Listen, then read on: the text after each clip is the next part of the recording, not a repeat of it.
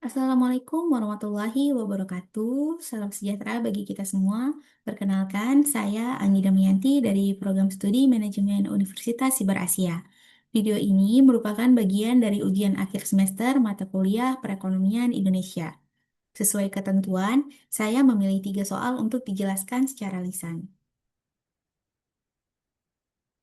3 soal tersebut adalah soal nomor 2 mengenai konsep margin efficiency of capital menurut John Maynard Keynes, soal nomor 5 mengenai strategi pertahanan pangan yang sudah diterapkan di Indonesia, dan soal nomor 10 mengenai pentingnya membangun sikap kewirausahaan di kalangan rakyat Indonesia. Meski tampak berjauhan, ketiganya sebenarnya bermuara pada satu pertanyaan yang sama, yaitu apa yang membuat perekonomian Indonesia tumbuh dan bertahan. Soal pertama bicara tentang mesin pertumbuhannya, soal kedua bicara tentang fondasi paling dasarnya, dan soal ketiga tentang pelaku yang menggerakkannya. Baiklah, kita mulai dari soal nomor 2, yaitu konsep marginal efficiency of capital. Keynes berpandangan bahwa keputusan investasi tidak diambil hanya karena seseorang atau sebuah perusahaan memiliki dana. Keputusan itu lahir dari sebuah perbandingan, yaitu antara marginal efficiency of capital atau disingkat MIC dengan tingkat bunga real yang berlaku di pasar. Lalu, apa itu MIC? Secara sederhana, MIC adalah tingkat keuntungan yang diharapkan dari penambahan satu unit barang modal. Secara teknis, MIC merupakan tingkat diskonto yang membuat nilai sekarang dari seluruh arus penerimaan yang diharapkan atas suatu aset modal menjadi sama besar dengan harga perolehan aset tersebut. Yang perlu digarisbawahi, sifat MIC adalah perspektif. Yang diukur adalah keuntungan yang diharapkan, bukan keuntungan yang sudah terjadi. Di sisi lain, kita punya tingkat bunga sebagai biaya dana yang harus ditanggung. Selisih dari keduanya inilah yang menentukan sebuah proyek dijalankan atau ditunda. Dari konsep tadi lahir 3 kaidah yang sederhana namun sangat kuat. Pertama, apabila MIC lebih besar daripada tingkat bunga, investasi layak dijalankan karena keuntungan yang diharapkan masih mampu menutupi biaya dana. Kedua, apabila MIC lebih kecil daripada tingkat bunga, investasi sebaiknya ditunda karena hasilnya tidak menutup biaya modal. Ketiga, apabila MIC sama besar dengan tingkat bunga, investor berada pada titik indifferent. Proyek bisa dijalankan, bisa juga tidak, bergantung pada pertimbangan lain di luar hitungan finansial. Supaya lebih konkret, saya beri ilustrasi. Misalkan, sebuah proyek diperkirakan memberi keuntungan 12% per tahun. Sementara bunga pinjaman yang harus ditanggung 8%. Karena MIC lebih tinggi, proyek itu layak dijalankan.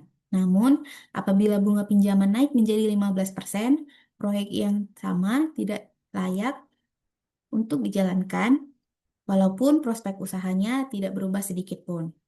Grafik di sebelah kiri memperlihatkan pola tersebut.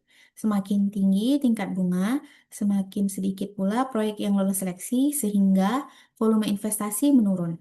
Inilah yang disebut hubungan terbalik antara suku bunga dan investasi.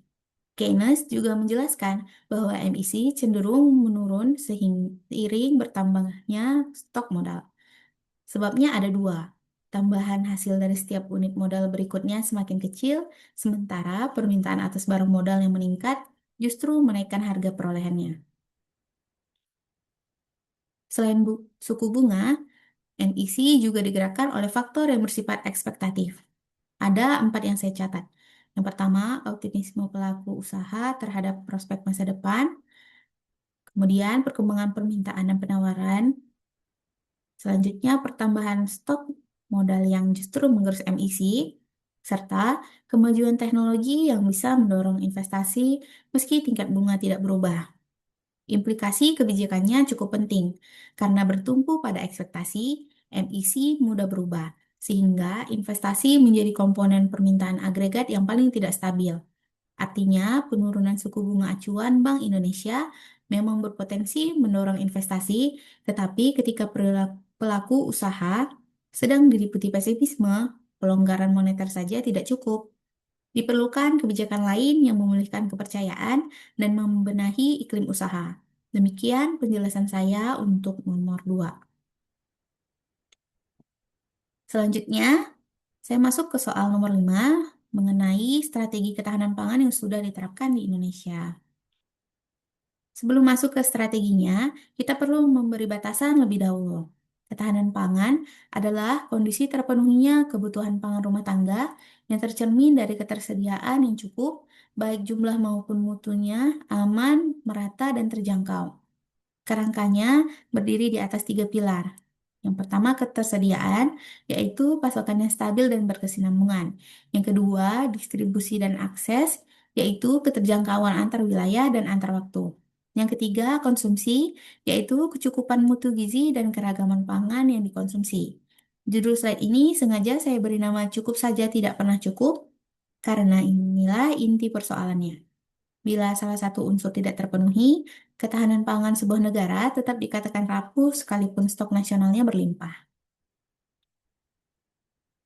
Berdasarkan kerangka tadi, ada 7 strategi yang sudah ditempuh pemerintah. Satu, peningkatan produksi dan produktivitas melalui benih unggul, pupuk bersubsidi, mekanisasi, rehabilitasi irigasi, cetak sawah baru, serta pengembangan food estate. Kedua, pengelolaan cadangan dan stabilisasi harga, di mana Badan Pangan Nasional bersama Bulog menjalankan program stabilisasi pasokan dan harga pangan, gerakan pangan murah, serta penetapan harga acuan dan pembelian dan harga eceran tertinggi. Tiga, diversifikasi pangan lokal, yaitu mendorong pola konsumsi yang beragam, bergizi, seimbang, dan aman dengan jagung, sagu, ubi kayu, dan sorghum sebagai alternatif beras. Empat, perlindungan lahan dan pemberdayaan petani melalui kebijakan lahan pertanian pangan berkelanjutan, asuransi usaha tani, kredit usaha rakyat pertanian, dan program petani milenial. 5. Perbaikan distribusi dan logistik melalui tol laut, infrastruktur pelabuhan, sistem resi gudang, dan digitalisasi panel harga pangan. 6. Jaring pengaman sosial dan perbaikan gizi seperti bantuan pangan beras, pengamanan stunting, dan program makan bergizi gratis. Dan 7. Adaptasi terhadap perubahan iklim melalui pompanisasi, varietas tahan berkeringan, serta sistem peringatan dini. Jika diperhatikan, ketujuhnya bekerja pada dua sisi sekaligus, yaitu memperbesar pasokan sekaligus menjaga daya beli masyarakat. Meski demikian, saya melihat masih ada persoalan yang masih belum tuntas. Skala usaha tani kita masih kecil sehingga menekan efisiensi. Susut hasil pangan dan sampah pangan juga masih tinggi. Akses pangan belum merata, terutama di kawasan timur. Regenerasi petani berjalan lambat karena minat generasi muda terus menurun. Ketergantungan impor pada komoditas seperti gandum dan kedelai masih tinggi. Dan sarana prasarana pertanian belum merata di sentra produksi. Karena itu, menurut saya, keberhasilan tidak cukup diukur dari angka produksi semata, tetapi dari sejauh mana pangan benar-benar sampai dan terjangkau oleh masyarakat. Demikian untuk soal nomor 5. Soal terakhir yang saya bahas adalah nomor 10, mengenai pentingnya membangun sikap entrepreneur di kalangan rakyat Indonesia. Kewirausahaan pada dasarnya adalah keberanian mengambil risiko untuk membuka usaha dalam berbagai kesempatan, sekalipun berada dalam kondisi yang tidak pasti. Sikap ini tidak muncul begitu saja. Ia dibentuk oleh dua kelompok faktor. Faktor internal berupa sifat personal, kemauan untuk terus belajar, serta kemampuan teknis dan manajerial. Dan faktor eksternal berupa dukungan lingkungan keluarga, iklim dunia usaha, akses permodalan, serta kondisi sosial ekonomi di sekitarnya. Karena itulah judul slide ini saya beri nama keberanian yang terlatih, bukan bakat bawaan. Sikap wirausaha bisa ditumbuhkan melalui pendidikan dan lingkungan, bukan semata soal bakat. Menurut saya, ada 5 alasan mengapa sikap ini penting ditumbuhkan.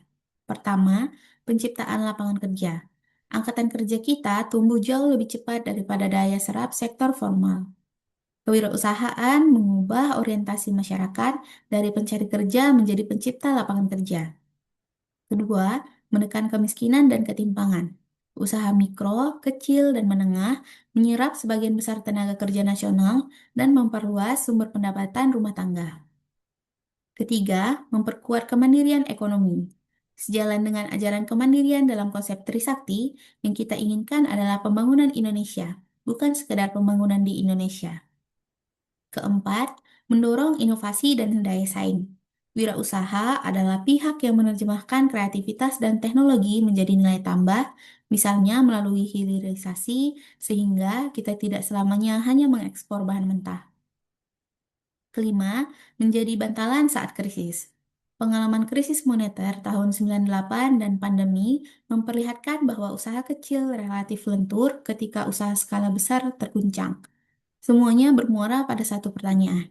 Bonus demokrasi, bonus demografi kita ini akan menjadi peluang atau justru beban? Jawabannya bergantung pada seberapa banyak wirausaha baru yang mampu kita lahirkan hari ini. Namun, saya juga menyadari, menjadi wirausaha bukan pilihan yang mudah. Tantangannya nyata. Kehilangan kepastian penghasilan tetap, kesiapan mental menanggung risiko, rasa takut gagal, minimnya dukungan lingkungan, serta keterbatasan modal awal dan akses pasar. Karena itu, menumbuhkan sikap kewirausahaan tidak cukup diserahkan pada motivasi pribadi. Harus ada ekosistem yang mendukung. Pendidikan kewirausahaan sejak bangku sekolah, inkubator bisnis di perguruan tinggi, kemudahan permodalan melalui kredit usaha rakyat, penyederhanaan perizinan berusaha, serta pendampingan digitalisasi dan keberpihakan belanja pemerintah pada produk dalam negeri.